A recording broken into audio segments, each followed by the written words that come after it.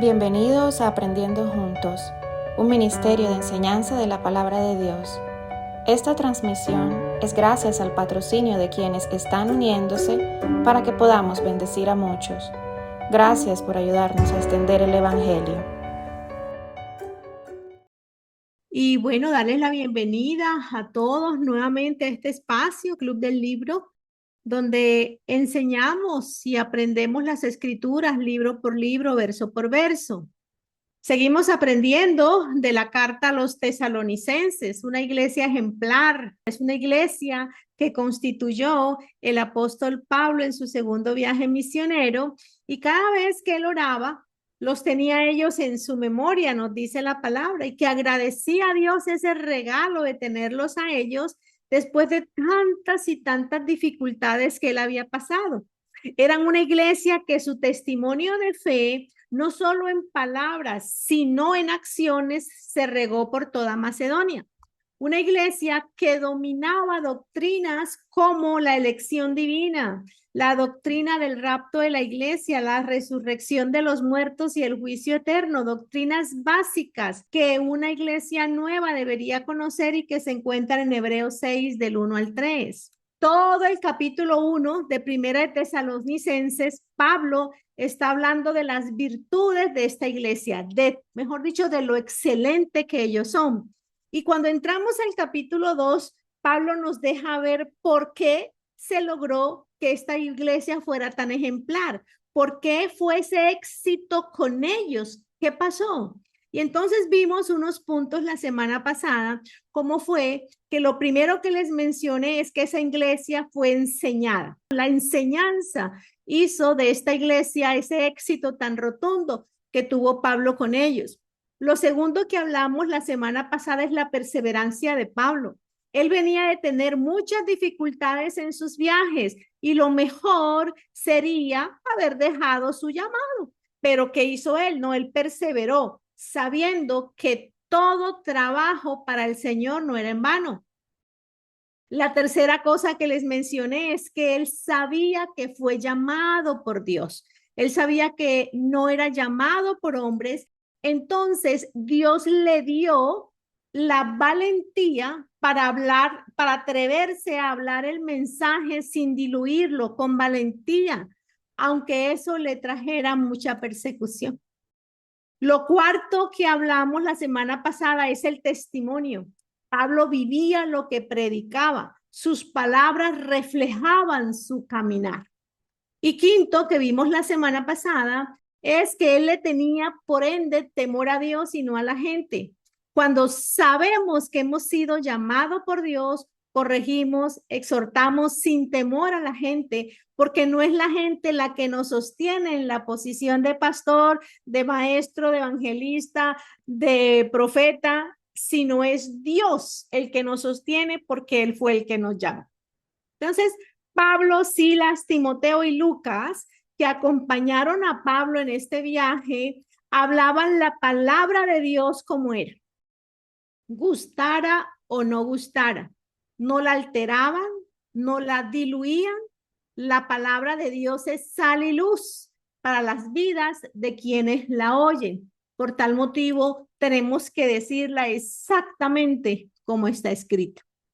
Entramos hoy en materia y Pablo viene de decir que no se les había exigido a ellos nada, sino que los había amado y cuidado con tanta ternura al punto que no solo les hubiese entregado con un gusto el evangelio, con un gusto las enseñanzas, sino que les hubiese entregado su propia vida de haber sido necesario. Vamos a ver qué más tiene Pablo por decirnos. Viviana, vamos a leer, por favor, Primera de Tesalonicenses 2, del 9 al 12, por favor. Recuerden, hermanos, cómo trabajamos y nos fatigábamos por anunciarles el Evangelio de Dios. De día y de noche trabajamos para no serle una carga a nadie. Dios y ustedes saben que esto es cierto. Nos portábamos con ustedes los creyentes de manera santa y justa, y por eso nadie puede reprocharnos nada. Ustedes saben también que a cada uno de ustedes lo hemos tratado como un padre trata a sus hijos. Los hemos animado y consolado y hemos insistido en que vivan como lo hacen los que son de Dios, que es el que los llama a compartir su reino y su gloria. El verso 9 nos dice, trabajo día y noche y mucha fatiga. O sea, ese fue lo que costó anunciar el evangelio a los de Tesalónica. Una iglesia como la de Tesalónica, que se están apenas construyendo, requiere eso, trabajo y fatiga. Toda iglesia nuevecita que apenas estamos constituyendo, requiere trabajo, fatiga. Los pastores que están aquí dan fe de eso, trabajo y fatiga. Pablo nos está diciendo que él no le puso el peso financiero a la congregación. Pablo, en sus viajes misioneros, trabajaba haciendo carpas para sostenerse tanto él como todos los que viajaban con él y no ser peso ni carga para la iglesia. Eso lo pueden leer en Hechos 18:3. Y aquí, como los está diciendo él, no fuimos carga para ustedes. No se puede pretender que una iglesia que apenas se está formando, que apenas se está constituyendo de 10, 20, 30, 40 personas, se le ponga el peso financiero de los gastos operativos a la congregación. O sea, si el pastor quiere trabajar en la obra a tiempo completo, debe tener apoyo de la iglesia madre los primeros 2 años, miren. Si ese pastor quiere ser independiente, no quiere depender de ninguna iglesia y lo hace él, bueno, pues al principio debe trabajar secularmente. Una vez que la iglesia ya tenga mínimo 2 años y ha sido auxiliada por otra iglesia, a los 2 años debe ya estar dando resultados. Pablo nos está diciendo aquí que él no le puso esa carga a los de Tesalónica. Y ellos al ver eso lo apreciaron. A Pablo hasta le hicieron llegar a Tesalónica, los filipenses, ayuda para sus necesidades. Los filipenses fue una iglesia que se creó antes de los de Tesalónica. Entonces, esa iglesia tuvo en su corazón mandar recursos para que Pablo, para las necesidades de Pablo. Pero él no le dijo a los de Tesalónica, bueno, vamos a construir una iglesia, el arriendo es tanto, ¿quién lo va a dar? El salario del pastor es tanto, ¿quién lo va a pagar? No hizo eso. Él dijo, mire, trabajamos de día y de noche hasta fatigarnos para no ponerles peso a ustedes en la congregación. Entonces, aquí podemos aprender que Pablo mostró integridad en las finanzas. Pablo mostró integridad en el manejo de los recursos económicos de la iglesia. Estaban iniciando, primero tenían que entender principios. Normalmente cuando una congregación entiende principios, es enseñada, empieza a responder de acuerdo a la enseñanza, antes no. El verso 10, Viviana. Dios y ustedes saben que esto es cierto. Nos portamos con ustedes los creyentes de manera santa y justa, y por eso nadie puede reprocharnos nada. Si se están dando cuenta, él viene de hablar de finanzas. Él viene de hablar que el peso de su vida no se lo puso a la iglesia. Él viene de hablar de que él trabajó para no ser peso a la congregación. Y entonces les dice, Dios y ustedes lo saben. Y miren que este tema se viene repitiendo una y otra vez en las cartas del Nuevo Testamento. ¿Y cuál es el tema? El testimonio. Pablo estaba tan seguro que su vida estaba reflejando lo que predicaba, que no solo puso de testigo a los que lo veían, sino a Dios mismo. Él cumplió su deber ante Dios y los hombres de manera santa, dice la palabra, justa, dice la palabra, e irreprochable. Ellos se condujeron de tal manera que su forma de vivir hablaba sin necesidad que ellos abrieran la boca. Una vida santa, justa e irreprochable Es aquella vida que camina de acuerdo a la luz de la palabra, la luz de las escrituras. Que si hay que hacer ajustes después que la palabra es enseñada o se predica, pues se hacen. Si yo he creído algo y de repente viene una luz en la escritura que me muestra otra cosa, yo no compito con lo que me está mostrando la Biblia, sino que yo hago el ajuste en mi vida, porque el que está equivocado soy yo, no Dios. Una vida justa, irreprochable y santa es aquella que no tiene nada que ocultar delante de Dios ni delante de los hombres, porque Pablo dice, ustedes y Dios son testigos que lo que hablo es cierto. Porque una cosa es yo decir, no, tú que me conoces, tú que estás conmigo, sabes, pero yo poner a Dios, Dios sabe que soy intachable. Uy, eso son palabras mayores. Y cuando yo leo este tipo de cosas, yo me pregunto a mí misma, tú puedes decir esto.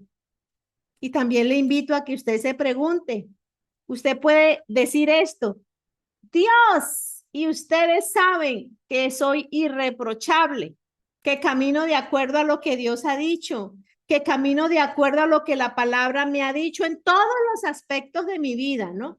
No en una parte, en todos los aspectos de mi vida. Camino irreprochablemente de una manera santa y justa. Porque una cosa es caminar de esa manera en los aspectos que nos gustan, sino en todos, aun aquellos donde no queremos soltar el control a Dios y nos duele soltarlo. Si esto es así, me ajusto. Todos los días de un cristiano es me ajusto, me ajusto. ¿Qué aprendemos de aquí? Que Pablo lideró con el ejemplo de una vida santa, justa y irreprochable. Por eso los de él dice, ustedes saben que yo no les puse ningún tipo de carga económica a ustedes. Listo, verso 11, Vivi. Ustedes saben también que a cada uno de ustedes lo hemos tratado como un padre trata a sus hijos. Muy bien. ¿Y cómo debe tratar un padre a sus hijos? Pablo, enséñanos. ¿Será que debemos acompañarlos en su error para que no nos rechacen? O quizás no decirles más bien nada para que no se enojen con nosotros y no nos dejen de hablar. Vamos a ver en el verso 12 qué dice Pablo, Vivi. Los hemos animado y consolado y hemos insistido en que vivan como lo hacen los que son de Dios, que es el que los llama a compartir su reino y su gloria. Sí, los hemos animado, consolado, pero no solamente eso, les hemos insistido. ¿Y qué significa la palabra insistencia? Significa reiterar, persistir, mantenerte firme en algo que has hablado. Como un padre que ama, pero corrige a sí mismo, es un pastor. Ese padre que ama, pero no corrige, ha invertido la ley de autoridad de la misma palabra. Y la palabra muestra que la autoridad no va de abajo hacia arriba. No son los hijos los que dominan a papá y mamá. Pero hoy no es así. Se ha dicho que ahora no, seamos amigos, amiguis de nuestros hijos. Pero así no muestra la autoridad Dios. Dios no dice, no es de abajo hacia arriba que funciona esto. Pablo se puso del lado de ellos para ayudarlos, para aconsejarlos, para animarlos, pero también para persistirles que vivieran como deben hacerlo los que siguen verdaderamente a Dios, no como ellos querían. Miren lo que uno aprende de esta preciosa iglesia. Un pastor firme, amoroso, sí, te acompaño en tu proceso, te voy a ayudar, te voy a aconsejar, no de acuerdo a mis gustos, sino que te voy a mostrar el buen consejo de Dios. Mira lo que escrito está, mira lo que dice Dios al respecto. Pero te voy a insistir, voy a persistir, me voy a mantener firme en que vivas como deben vivir los que verdaderamente siguen a Dios, no como tú quieras. Y tristemente, eso es una realidad que encontramos muy poco hoy en las iglesias. A veces te encuentras con cristianos que ni siquiera cumplen con su palabra, prometen algo y no lo cumplen. Y no hay peor testimonio, muchachos, que predicar de Dios y lo que tú vivas no refleja el Dios al que predicas. ¿Cuántas personas aman la enseñanza? Muy pocas. La Biblia entera me dice que Jesús fue enseñando, predicando y sanando. Enseñar, predicar y sanar en ese orden. Ese fue el ministerio de Jesús. Pablo me está diciendo que una iglesia tan ejemplar como los de Tesalónica conocían enseñanza. Fue lo primero, enseñanza.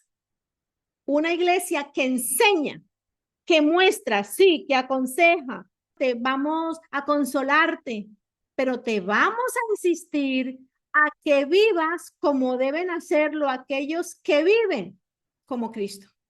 Pablo persistió a los de Tesalónica y les enseñó a ellos a vivir como lo hacen los que son de Dios. Y aquí viene un punto.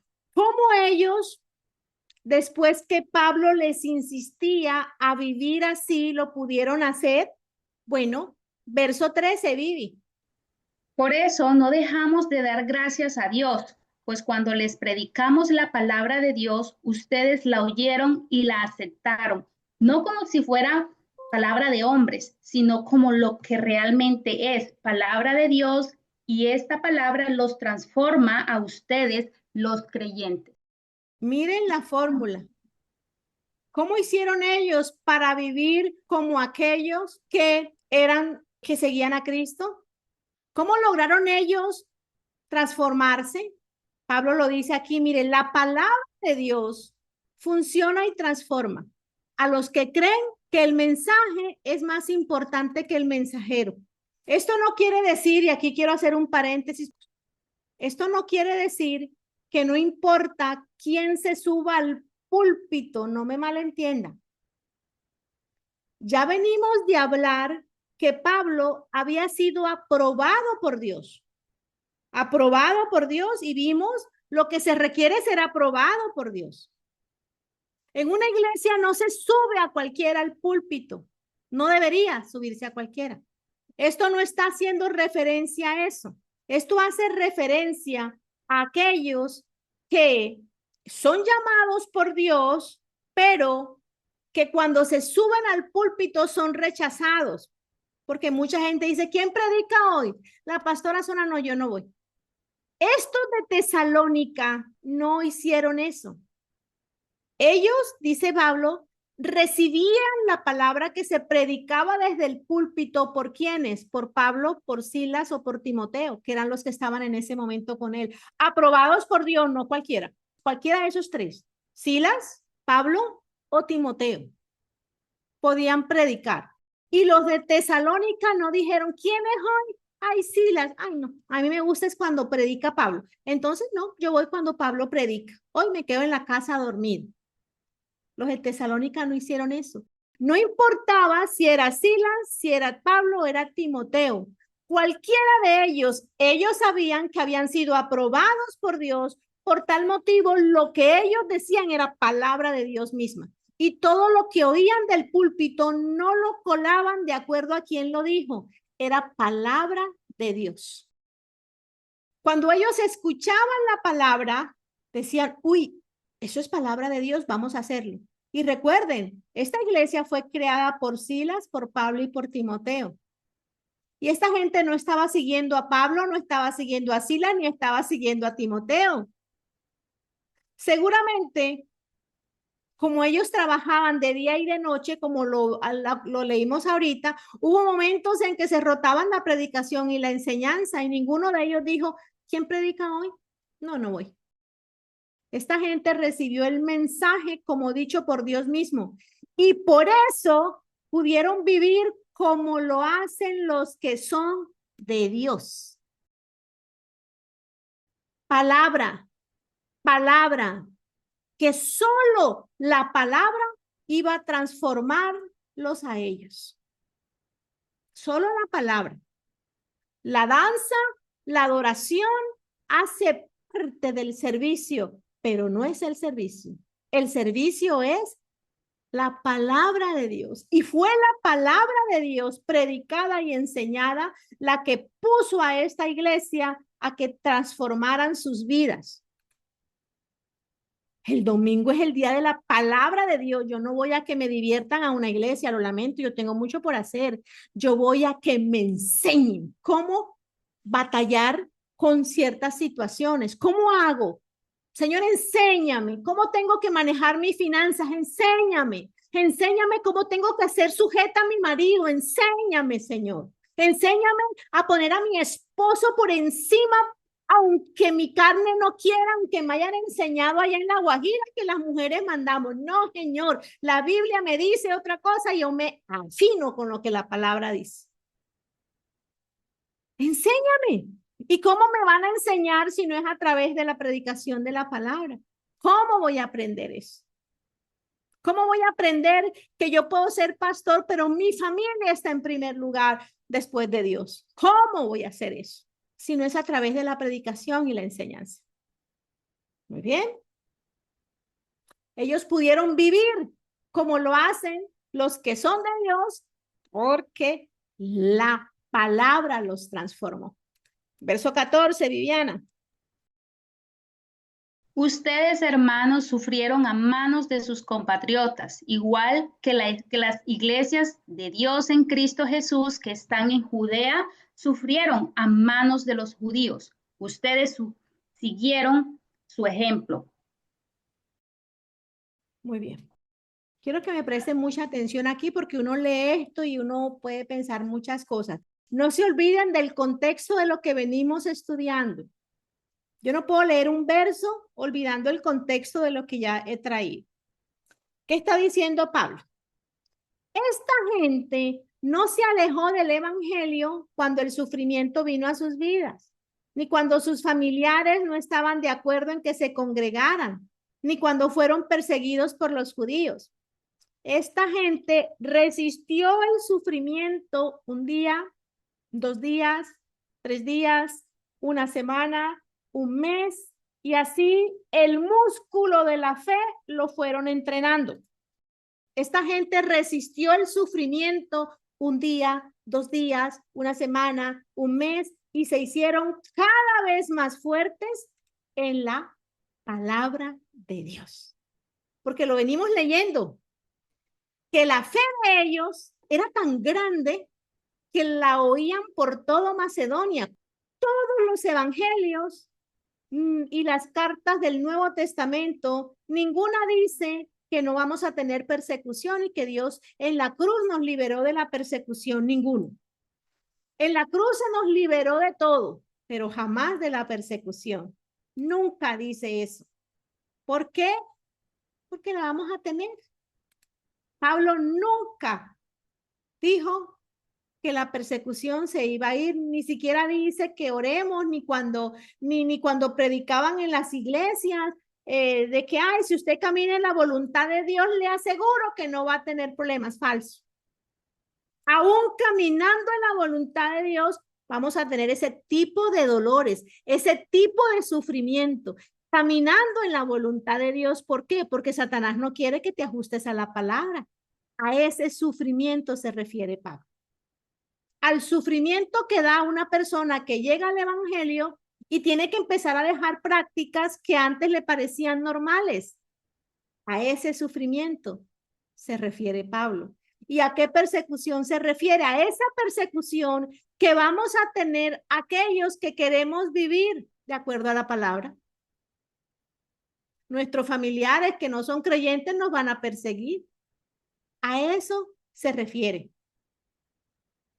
La persecución va a venir por causa de la palabra, lo dice Dios. El sufrimiento de enfrentar la carne va a venir. El sufrimiento de aprender a decirle no a los viejos impulsos de nuestra vida van a venir si quieres vivir de acuerdo a la palabra. Bueno, esta gente, muchachos, con menos de un año, y se los voy a reiterar y se los voy a reiterar cada vez que sigamos leyendo, con menos de un año vivían así. Y yo me pregunto, ¿cuántos de los que estamos aquí llevamos años oyendo mensajes tras mensajes tras mensaje y no hemos tomado la decisión de hacer lo que sabemos que debemos hacer porque ya la luz de la palabra nos alumbró, pero no hemos querido obedecerlas. ¿Cuántos de nosotros llevamos años de cristianismo viviendo como si no lo fuéramos y sin tomar esas acciones, esos ajustes, jugando a la religión? Los de Tesalónica no se te tomaron eso en broma. Ellos dijeron, todo Macedonia habla de cómo inmediatamente dejaron a sus ídolos y se convirtieron al Dios verdadero. Con menos de un año. Verso 15 al 16, mi Bibi. Estos judíos mataron al Señor Jesús y a los profetas, y a nosotros nos echaron fuera. No hacen lo que a Dios le agrada y están en contra de todos, pues tratan de que nosotros no anunciamos el mensaje de salvación a los que no son judíos. Así llegan siempre al colmo de su pecado, pero Dios los castigará duramente.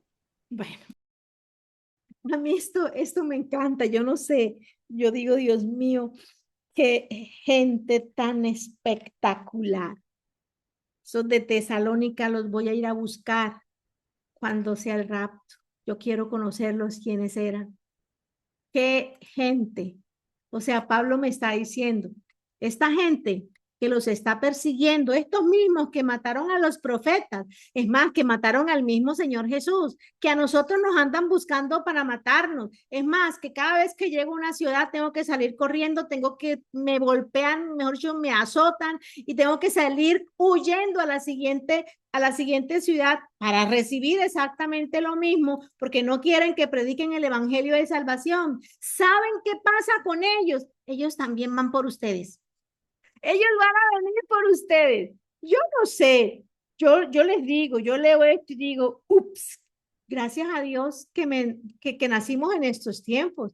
Porque yo me pregunto, Dios, si yo hubiera sido en esta época, hubiera sido uno de los de Tesalónica, que mi líder me digan, vea, después de ser azotado con vara, encarcelado en Filipo, venían de haberle hecho nuevamente de todo. En el primer viaje casi lo dan por muerto en Gálatas. Y llega a la iglesia ejemplar y les dice, estos mismos muchachos, estos que me han hecho todo lo que me han hecho, miren cómo ando, vienen por ustedes también. La persecución los encontró a ellos y eso lo vamos a ver en el capítulo 3. Aquí Pablo en este verso les está anunciando por primera vez lo que van a vivir cuando leamos el capítulo 3. Esta es la realidad que les esperaba. Así que si usted cree que seguir a Cristo es que no va a tener problemas, le advierto que no es así, tesalonicenses. Ni crean que va a ser así. Y uno se pregunta, ¿por qué ellos no volvieron al mundo y salieron corriendo? Bueno, la respuesta se la dio Pablo a Timoteo. Viviana, segunda de Timoteo 1, del 11 al 12, por favor. ¿Qué dijo Pablo a su hijo en la fe? ¿Cómo se mantenía él en la fe? Dios me nombró apóstol suyo, con la tarea de predicar y enseñar ese mensaje.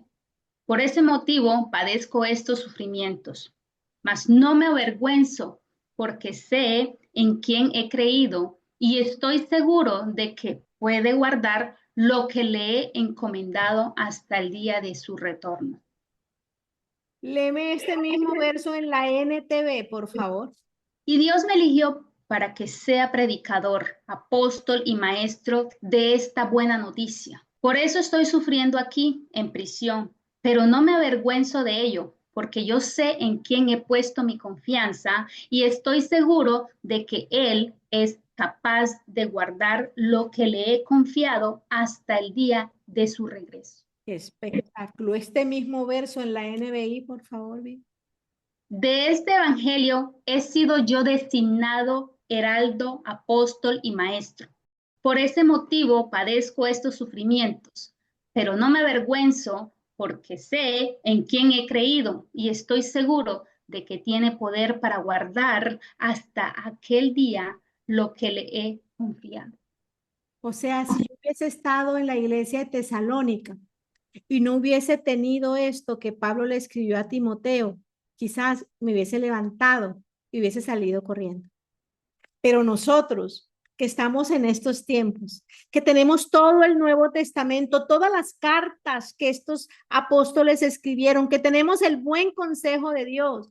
Por eso es que tú y yo no salimos corriendo como no lo hicieron los de Tesalónica. ¿Por qué? Porque sabemos en quién hemos creído y en quién hemos confiado. Lo sabemos. No nos está yendo nada bien con esta tarea encomendada, porque Dios fue el que me nombró para predicar y enseñar el evangelio. No me está yendo nada bien, pero no me avergüenzo ni renuncio, porque yo sé en quién he confiado y estoy seguro que puede guardar lo que le he encomendado, que Él es capaz y tiene el poder de hacer lo que le he confiado. Pablo tenía también pedidos como nosotros le tenemos a Dios. Quizás hoy no estamos viendo nuestra familia al 100% convertida y se lo venimos pidiendo en oración. Quizás tengamos hijos en desobediencia y se lo venimos pidiendo en oración al Señor. Pues hoy les recuerdo lo que Pablo escribió a Timoteo. Sabemos en quién hemos confiado y que Él es poderoso y es capaz de hacer lo que le he confiado, lo que le he pedido. Le servimos a un Dios poderoso. Saber en quién hemos creído, en quién hemos confiado, es lo que sostuvo a Pablo, es lo que sostuvo a los de Tesalónica y a cada uno de nosotros que queremos vivir como los que hacen todo lo que seguimos a Dios. Esos cristianos fluctuantes, aquellos que solo van a la iglesia cuando las cosas le van bien y cuando no les va bien se alejan de Dios, les deja el Espíritu Santo el ejemplo de los de Tesalónica. Aquí está escrito, una iglesia ejemplar. Los dioses de la cultura que tenían, la adoración al cuerpo, como ellos dejaron todo eso para seguir a un Dios vivo. Ellos pudieron ser ejemplo de fe en toda Macedonia, al punto que su fe se extendió al norte, al sur, al oriente, al occidente, y cómo se convirtieron de los ídolos para servir a un Dios verdadero. Una iglesia verdadera no tiene persecución, solamente cuando caminan en la misma corriente de Satanás. Un cristiano no tiene persecución cuando va de la mano con el diablo. Pero cuando usted predica la palabra de Dios sin diluirla, exacta, así como está escrita, ahí agárrese duro, porque la persecución a causa de la palabra no es por usted, viene. Y el sufrimiento a causa de querer hacer lo que Dios manda, no lo que su carne quiere, le va a llegar. Yo espero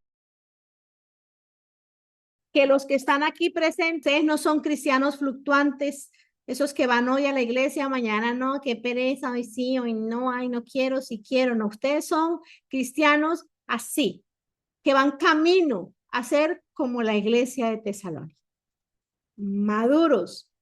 Cuando terminemos Tesalónica, a esto, muchachos, es a lo que le vamos a apostar todos los que estamos aquí y que estamos oyendo eso, a ser una iglesia como ellos, tan convencida de su fe, que su fe sola habló y esa iglesia explotó en convertidos. Muy bien, aquí terminamos hoy y vamos a abrir micrófonos. Si alguien tiene algo que decir, que aportar, lo escuchamos y si no, oramos y nos vamos. Amén. Esperamos que hayas sido bendecido con esta enseñanza y te invitamos a que te suscribas. Bendiciones.